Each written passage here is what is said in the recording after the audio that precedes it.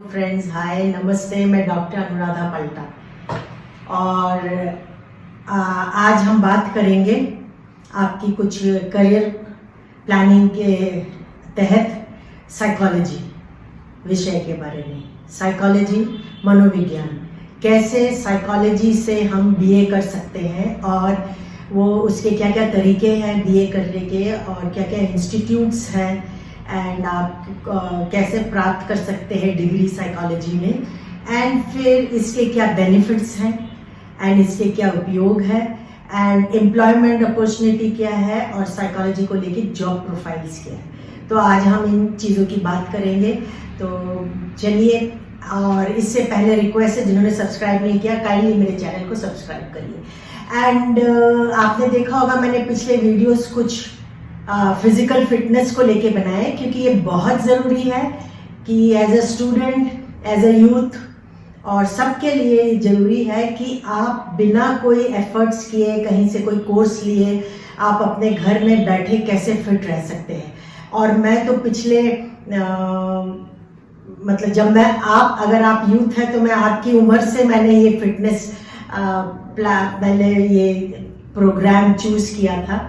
Fitness programme मैंने follow किया, पिछले 25-30 सालों से फॉलो कर रही हूँ एंड बहुत फ़ायदा है। तो अगर आप जॉब में भी जाना चाहते हैं, पढ़ाई करना चाहते हैं या करियर बनाना चाहते हैं, कुछ भी, पर आपको मेंटली फिट रहना बहुत ज़रूरी है, फिजिकली फिट रहना भी ज़रूरी है और आपको अपनी पूरी हेल्थ पे भी ध्यान देना है इसके साथ साथ। इसलिए मैं समय समय से ये एज अ साइकोलॉजिस्ट ये वीडियोज़ भी लेके आऊँगी on mental health and on fitness. तो चलिए अब हम आज के विषय में बात करते हैं मनोविज्ञान। देखिए, मैं जो कोई बहुत अच्छी पढ़ाई में नहीं थी कि मैं बहुत अच्छी पढ़ाई में थी या टॉपर थी, नहीं, मैं एवरेज या आप कह सकते हैं मैं बिलो एवरेज स्टूडेंट थी। कि हाँ, मनोविज्ञान विषय साइकोलॉजी मेरा पैशन था, उसमें मुझे जुनून था, बचपन से मुझे इस पे रुझान था। तो मैंने बीए में भी मेहनत करी इस सब्जेक्ट में और मैंने अच्छे नंबरों से बीए में इस विषय में पास हुई। एमए किया मैंने, पीएचडी किया और कुछ ना कुछ पढ़ाई इस विषय से लगातार करती रह रही हूँ और अभी भी कह रही हूँ। एंड पढ़ाई के लिए कोई उम्र नहीं होती, आप कभी भी शुरू कर सकते हैं। और आप तो यूथ हैं, तो अगर आप वही लोग इस साइकोलॉजी की पढ़ाई करेंगे जो एक्सट्रोवर्ट होते हैं, जिनको इंटरेस्ट होता है, वो कोई भी उम्र के लोगों से इंटरैक्ट कर सकते हैं और उनको इच्छा है, उनको एक चाह है कि दूसरों को मदद करना, समाज में कुछ योगदान देना एंड दूसरों की परेशानियों को दूर करना, अपनी परेशानियों को भी दूर करना, अपने बारे में भी जानना, अपने बारे में भी सेल्फ रिफ्लेक्शन करना। तो ये मनोविज्ञान सब्जेक्ट के बहुत बेनिफिट्स हैं, उपयोग बहुत है। तो चलिए हम देखते हैं, आइए। तो आप देखते हैं मनोविज्ञान, साइकोलॉजी, जिसको हम हिंदी में बोलते हैं मनोविज्ञान। ये एक आप 12वीं के बाद, 12th के बाद भी ले सकते हैं। आप 12th में भी इसकी पढ़ाई कर सकते हैं, आजकल बहुत स्कूल्स में ये अवेलेबल है। उसके बाद आप बीए कर सकते हैं, आप बीए ऑनर्स कर सकते हैं इसमें, एंड बीए पास में भी ये सब्जेक्ट्स ले सकते हैं। एंड देन आप इसमें एमए कर सकते हैं, मास्टर्स, फिर आप एमफिल कर सकते हैं एंड देन उसके बाद आप पीएचडी कर सकते हैं और फिर डीलिट वगैरह बहुत सारे हैं। इसके बावजूद भी आप कैसे कर सकते हैं? तो पहले आपको कोई भी मान्यता प्राप्त बोर्ड से, कोई भी स्कूल से आपको 12वीं पास करना है, कोई भी स्ट्रीम में कर सकते हैं। हो सकता है आप साइंस से पढ़े हो और आपने कॉमर्स में पढ़ा हो और आपका मन है कि अब आप आर्ट्स, अब आप मनोविज्ञान साइकोलॉजी में कुछ करना चाहे तो आप कर सकते हैं, वो कोई नहीं है। और उसके बाद जब बीए में आप एडमिशन लेंगे कॉलेज में, तब बीए के कॉलेज के एडमिशन में आप जगह जगह कॉलेजेस में अप्लाई करेंगे, है ना।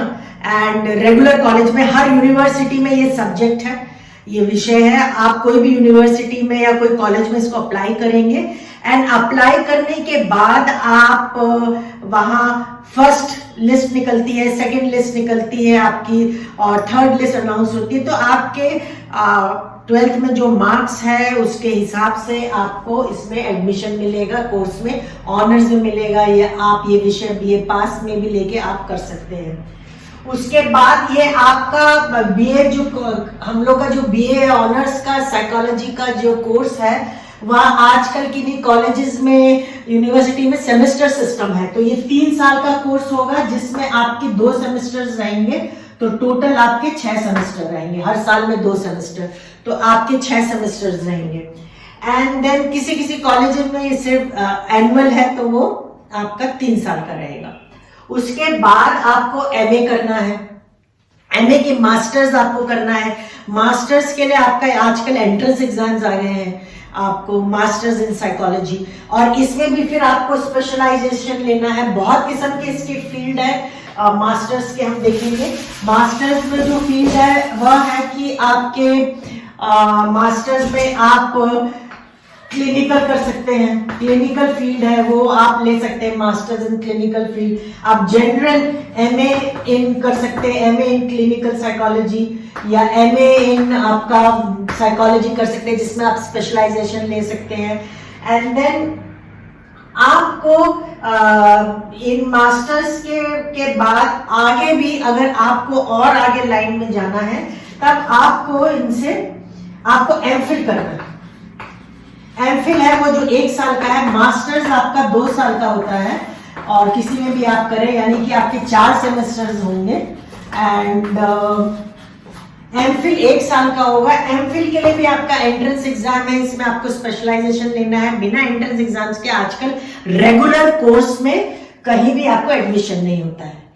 एंड आप इसके बाद जब एमफिल कर लेते हैं 1 साल का, उसके बाद आप पीएचडी इन साइकोलॉजी कर सकते हैं। पीएचडी इन साइकोलॉजी विदेशों में भी कर सकते हैं आप, ये कोर्स विदेशों से भी कर सकते हैं, एंड ऑनलाइन कोर्सेज भी हैं। एंड पीएचडी आप ऑनलाइन भी कर सकते हैं, मैं भी आपको बताऊंगी, आप वीडियो अंत तक देखते रहिए।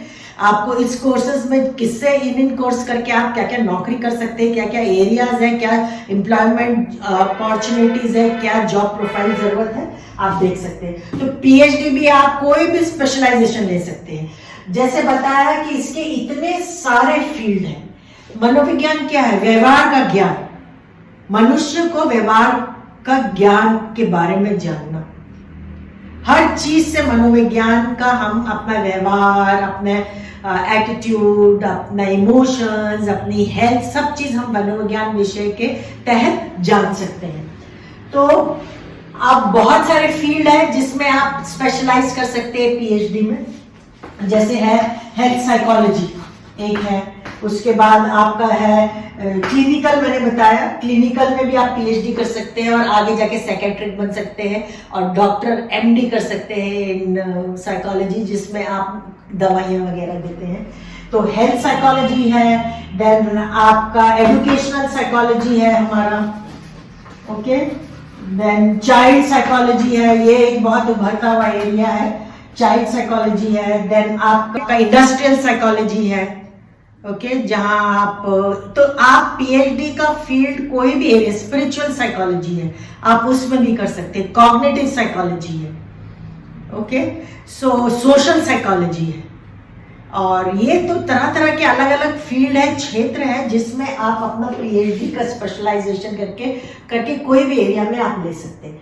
अब हम देखेंगे कि डिस्टेंस मोड, ये तो आपका रेगुलर है, आप रेगुलर साइकोलॉजी का ऐसे करेंगे। अब डिस्टेंस क्या है? डिस्टेंस मोड में से भी आप कर सकते हैं पढ़ाई कि आप ना जाके। तो सबसे पहले जो हमारे आप पूरे एशिया में बोलेंगे जो बेस्ट है वह है इग्नू। सबने नाम सुना होगा, Indira Gandhi national open university, ये बेस्ट यूनिवर्सिटी है और इसमें बहुत अच्छे स्टैंडर्ड कोर्सेज हैं। आप डिस्टेंट मोड से बीए भी कर सकते हैं, एमए भी कर सकते हैं, एमफिल, पीएचडी सब कुछ कर सकते हैं और इसमें बहुत सारे करियर ओरिएंटेड कोर्सेज भी है, आप कर सकते हैं, डिप्लोमास भी है। तो ये एक यूनिवर्सिटी है। देन हम लोग दिल्ली यूनिवर्सिटी में भी डिस्टेंट मोड के कुछ कोर्स है। देन विनायका मिशन यूनिवर्सिटी है, Vinayaka mission university, Nalanda open university.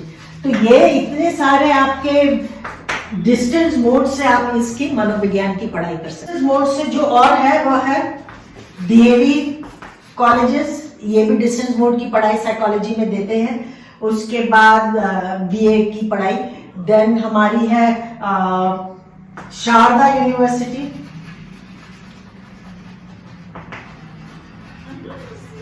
Distance mode से कैसे बीए साइकोलॉजी कर सकते हैं। तो आपका सबसे इम्पॉर्टेंट डिस्टेंस मोड्स का जो इंस्टीट्यूट है वह है इग्नू। इग्नू से आप कैसे कर सकते हैं, Indira Gandhi open national university है और वो बेस्ट एशिया की यूनिवर्सिटी है। बहुत सारे स्टैंडर्ड कोर्सेज साइकोलॉजी में उसके पास वहाँ अवेलेबल है। नेक्स्ट है एसओएल यूनिवर्सिटी, देन आपका डीयू दिल्ली यूनिवर्सिटी, फिर आपका शारदा यूनिवर्सिटी, वो भी आपको डिस्टेंस मोड से पढ़ाई देती है।